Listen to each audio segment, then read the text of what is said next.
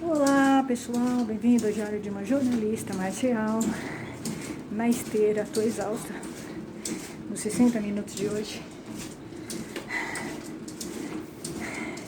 Bem-vindo ao meu canal, sou Priscila, sou jornalista, pratico artes marciais há muitos anos e criei esse canal para contar um pouco como é que é pra mim os desafios das artes marciais. Posso dizer que não é fácil, mas vale a pena. Não é fácil conviver com os homens das artes marciais. Eles são bem primários. Mas vale a pena. Os benefícios que artes marciais traz pra mim, vale a pena. Então eu volto. Mas é difícil, tá? Eu tenho que estar sempre me controlando para não estourar. E é cansativo isso, né? É difícil, tá? Conviver com eles. Eu vou contar alguns casos que aconteceram comigo nas artes marciais, para ilustrar um pouco minha vida. Bom, eu comecei no Aikido em 2014, fiz 5 anos e estou até hoje procurando um dojo decente, um sensei decente. Até agora não encontrei. Não encontrei, tá? Encontrei só meu amigo religioso, que ele é. Só que ele tá procurando lugar para dar aula. Tá? É injusto, né? As pessoas boas do Aikido, elas são tiradas. O Aikido é o inverso. A moral é invertida, tá? Os ruins ficam e os bons são tirados. É isso. Bom, tenho já uma visão, hoje eu tenho uma visão mais amadurecida de tudo que aconteceu comigo nas artes marciais, tá? Porque quando você tá no processo, você fica com raiva e você não consegue ver o que está acontecendo, tá? Você está tomado pela emoção. Depois vai passando o tempo, a raiva vai passando e você consegue ver as coisas de uma maneira muito mais racional e clara. Bom, o primeiro dojo em que eu estive foi um dojo bem complicado de Aikido. Foi o dojo da Makotex.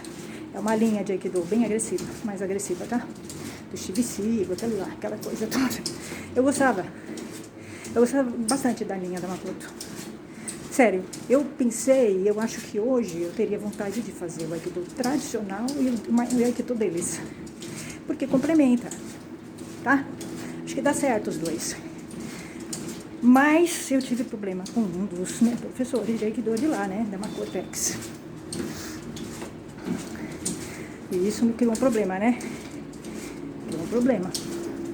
Ele deu em cima de mim numa aula, tá? Eu fiquei com muita raiva, 5 anos, esperando ele pedir desculpa. Era muito engraçado, tá, gente? Era muito engraçado, tá? Agora eu lembro, né? Rindo, mas na época eu não gostei. Ele me desrespeitou numa aula, tá? Ele deu em cima de mim e eu fiquei com raiva. Eu ia sair do dojo dele, mas eu queria que ele pedisse desculpas pra mim. Tá? Porque eu fiquei extremamente ofendida com o que ele fez. Tá? Aí eu fiquei indo no dojo. E falando mal dele. Falando mal dele e ia no dojo. E ele via os vídeos, tá? Falando mal dele. Tá? Eu falava pra ele mesmo, né? Como ele nunca quis me ouvir, eu falava no canal. E ele começou a ficar com raiva. Você Henrique Sabengoso está com raiva de mim, né? Porque eu chamei a atenção dele. Eu dei moral nele. Você dá moral no sensei de Aikido? Pô, dama. Você ganha um inimigo. Porque o sensei de Aikido, ele tem o ego lá em cima. Ele não conseguiu entender a filosofia do Aikido ainda, tá? Eles são super mal resolvidos, os sensei de Aikido. Eu sei porque eu convivi com eles. Tá? Eu não conheci um sensei de Aikido bem resolvido. Tudo mal resolvido. Então, quando você fala alguma coisa, eles, em vez de observar, né? Absorverem e melhorar, não. Eles ficam com raiva de você. Não sei se é Henrique Sabengrosso estava acostumado a dar em cima de alunas. E ninguém falava nada. Chegou em mim e eu falei. E ele arrumou, né? Uma inimiga. Se é Henrique Sabengrosso arrumou uma inimiga. Tá. Ele arrumou. Se ele tinha alguma coisa, alguma paixão, ele me afastou, óbvio. Ele não conseguiu fazer nenhum tipo de... Ele é incompetente como mulher. Você percebe as mulheres que estão com ele, o tipo de mulher que fica. Eu não estou falando mal de mulher, mas são mulheres fracas, tá? Então, ele pegou, deu em cima de mim e eu continuei indo no dojo dele. Era muito engraçado. A vingança é uma coisa que te dá muito prazer. Ela te cansa, mas ela te dá prazer. Você tá no meio daquilo lá. Eu falei, eu vou ficar aqui até ele me pedir desculpas. E esse Sensei Hiksa, vingança, tava com uma raiva. Aquele homem grande, aquele homem grande, não, ele tava assim, com o bico aqui, ó. Porque você percebe, né, nele, ele é bem transparente. Ele tava com muita raiva, ele não queria que eu fosse mais no dojo dele, né? Porque eu tinha dado fora nele, chamado a atenção dele. Então não tá acostumado com isso. É um homem sem valores, sem ética, sem limites. Zoa mulheres, ele zoa mulheres, sem ser só bem grosso. Ele zoa as mulheres, ele brinca com as mulheres, tá? E aí eu chamei a atenção dele. Eu lembro que uma vez, no dia que ele me tirou do dojo, eu fui pra aula, tá? Eu vim pra aula normal, lá. Eu ignorava ele. Muito engraçado. E ele com raiva, muita raiva, tá? Só que ele não podia estourar. Por quê? Porque tinha um monte de gente. Ia ficar mal ele estourar comigo lá, né? Porque o Aikido é zen, ele faz de conta que ele é zen. Ele é treta. Esse aí que só bem grosso é treta. Tá? Ele é treta. Mas ele finge que ele é zen. Tá? Então era muito engraçado. Ele tinha uma tromba desse tamanho. Eu vibrava, né? Porque quando você tá num processo de vingança e você percebe que tá afetando o seu inimigo, é muito engraçado. Você fala, cara, tá dando certo. Eu tô conseguindo afetar o meu alvo. Desestabilizar. Eu desestabilizei ele. Tá lá. Aí ele me chamou, né? Uma noite de maio. Não vou lembrar, não me esqueço. Uma noite de maio fria. Fui pra aula. Entrei, tirei o sapato. Aí ele chegou, o pessoal. Uma cara feia. Olhou com uma cara feia pra mim. Só que quando você tá no meio da vingança, você não percebe, né? Você acha que a pessoa nunca vai te tirar. Você acha que a pessoa não vai te tirar. Você não tem uma visão, né, das coisas. Né? Então, ele pegou e me chamou lá fora, né? Quando ele me chamou lá fora, pra conversar, ele virou pra mim e falou, Priscila, não dá pra você ficar mais aqui. O pessoal daqui não gosta de você. Eu nunca gostei do pessoal da Macotex. Uns homens sem educação, primários, ficavam em cima do tatame falando de cerveja, de bandaleira, que eles passavam as mulheres para trás, sabe? Um pessoal horrível, sem valor nenhum. Eu só treinava com eles, ainda não eram meus colegas. Todos os dojos aqui do em que eu estive, eu não tinha amigo. Eu tinha pessoas que treinavam comigo, nem colega. Não tinha afinidade comigo, né, pessoal? Até hoje, eu tenho só pessoas que treinam. Eu não tenho amizade com o pessoal dos dojos. Nem colega eles são meus, tá? Porque não tem afinidade. Então, era recíproco. Eu não gostava deles também, né? Então, ele pegou, olhando pra mim, né? Ele tava inseguro, né? Percebi que ele tava inseguro. Ele tava com receio de falar. Ah, ele tava com receio de falar. Aí ele pegou e falou, tem que tomar uma decisão. Ele já tava com a decisão tomada. Que era me tirar, tá? Porque eu tava falando o que ele era. Eu tava denunciando ele. Então, ele não podia ficar, eu podia fazer uma rebelião lá dentro. Só isso. Então, óbvio, né? Uma pessoa autoritária, como ele é, vai tirar. Aí ele olhou pra mim assim, eu vi aquele homem assim grande. A lua atrás dele, ele grandão. E eu olhando pra cara dele, eu tava com ódio que eu não conseguia emitir uma palavra. O ódio te deixa muda, tá? Você não consegue falar quando você tá com ódio. Eu tava com um ódio mortal dele e eu não conseguia nem falar. Eu não conseguia falar. É sério, eu não conseguia falar de tanto ódio que eu tinha dele, tá? Do que ele tinha feito. Era um ódio forte. Ele paralisa, tá? Paralisa a pessoa. E ele falando, né? Olha, sabe o que é? Você é muito inteligente. Eu só falava isso. Que eu era muito inteligente. O dojo dele. Mas ele ia ter que me tirar. Eu tinha que fazer outro. Meu dojo, um dojo de mulher. Não tem nada a ver com isso. Eu nunca treinei com mulher. Eu sempre treinei com homem. Nunca tive problemas, tá? O problema era ele. Então, Ele começou a querer inverter, tá? Ele falava de um jeito como se ele quisesse que eu acreditasse que o problema era meu e não dele. Isso é gaslighting. Óbvio que eu nunca duvidei de que ele era o culpado.